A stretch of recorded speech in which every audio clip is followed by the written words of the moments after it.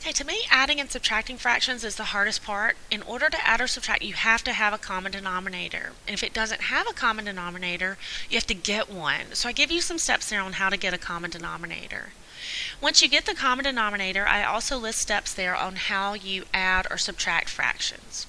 Okay, so our first one is, I'll write a little bit bigger, 5x over x plus 3 minus 9 over x minus 1. Okay, we need to get a common denominator. So the way that we find a common denominator is make sure everything in the denominator is factored. It is. Great. The second thing that we're going to do is we list all factors the greatest number of times they appear. So I only have two denominators here. I have an x plus 3 and an x minus 1. So those are that's my common denominator. Okay, so now I have a common denominator, x plus 3, x minus 1. So what I have to do is rewrite each of these fractions with that common denominator. In other words, I'm going to put in what's missing. In my first one, I'm missing an x minus 1, so I'm going to put one in. If I put one in the bottom, I have to also put one in the top. In my second one, I'm missing an x plus 3, so I'm going to put one in. If I put one in the bottom, I also have to put one in the top.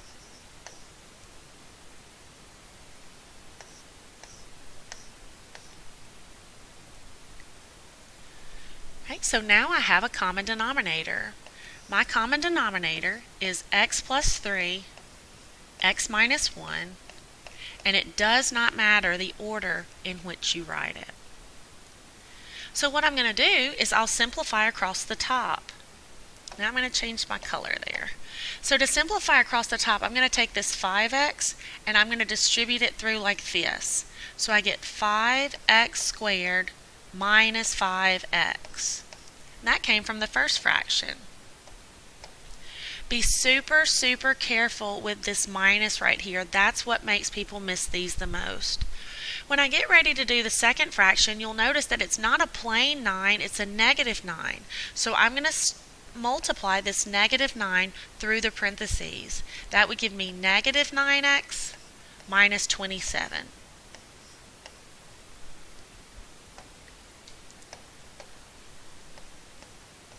So remember, I keep my common denominator, x plus 3 and x minus 1. And all I have to do is combine my like terms across the top. So across the top I have a 5x squared. There are no other x squared terms, so that's just that term. In the middle I have like terms. A negative 5x and a negative 9x would give me a negative 14x minus 27. Now you want to always look to see if that factors again. In this particular case, it's not going to factor again, and that is your final answer.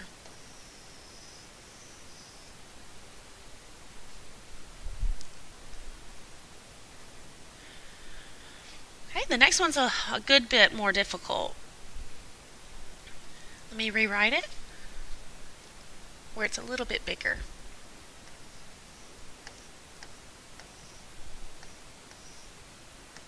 Actually, let's just go ahead and do the first step. So your first step in finding a common denominator is to make sure you factor the denominators completely. So this first one factors into x and x, of course, and the factors of 10 that add to give me 7 are 2 and 5, and they're the same sign, both negative. In this second one, the factors of 15 that add to give me 8 are going to be 5 and 3, and they're the same sign, both negative. Okay, my 2's a little ugly. Let's see if we can fix it. There we go.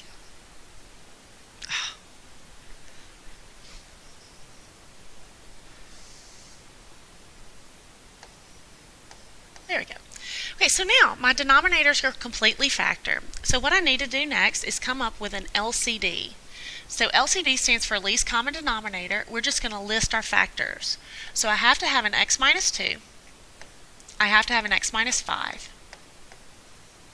I have to have an x minus 5. Well, I already have this one.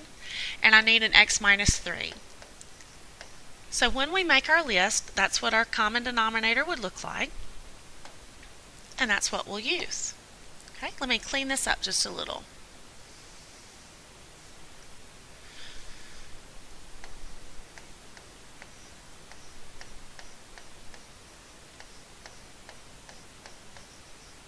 Now then, hopefully it's fixed now. Sorry for the trouble.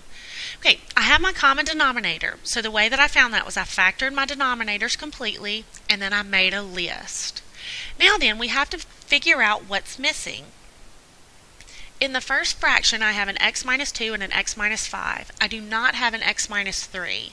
So I need to put an x minus 3 in there. If I put one in the bottom, I have to put one in the top. In my second fraction, I have an x minus 5 and an x minus 3. I do not have an x minus 2, so I need to put an x minus 2 in there. If I put one in the bottom, I have to put one in the top. So my common denominator for this one, in any order, is x minus 2, x minus 5, x minus 3. Okay, there's my common denominator. So what I'll do now is I'll simplify across the top. So I'm going to take this 3x and I'm going to distribute it through. So I get 3x squared minus 9x. Now be careful, there's a negative right here, so we're going to take that negative 2 and work its way through. So I get negative 2x squared plus 4x. You'll say, now where did the plus come from? Remember, this 2 is negative because there was a negative here. So a negative 2 times a negative 2 would be a positive 4.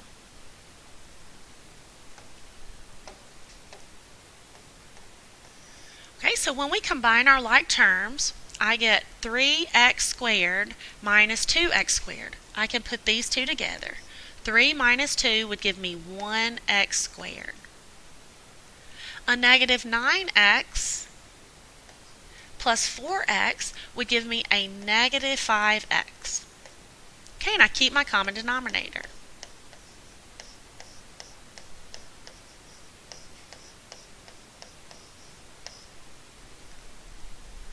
Now we would think, we would think that we were done there because we have subtracted the fraction, but there's always an extra step at the end. You want to look to see if it factors. Will this simplify?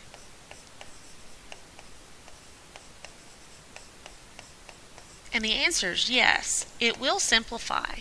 You can take an x out of the top.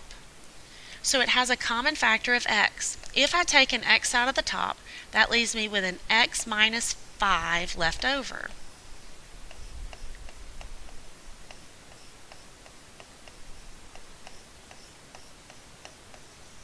After that point, I'll know that an x minus 5 in the top and an x minus 5 in the bottom cancel out. And my final answer is x over x minus 2 times x minus 3.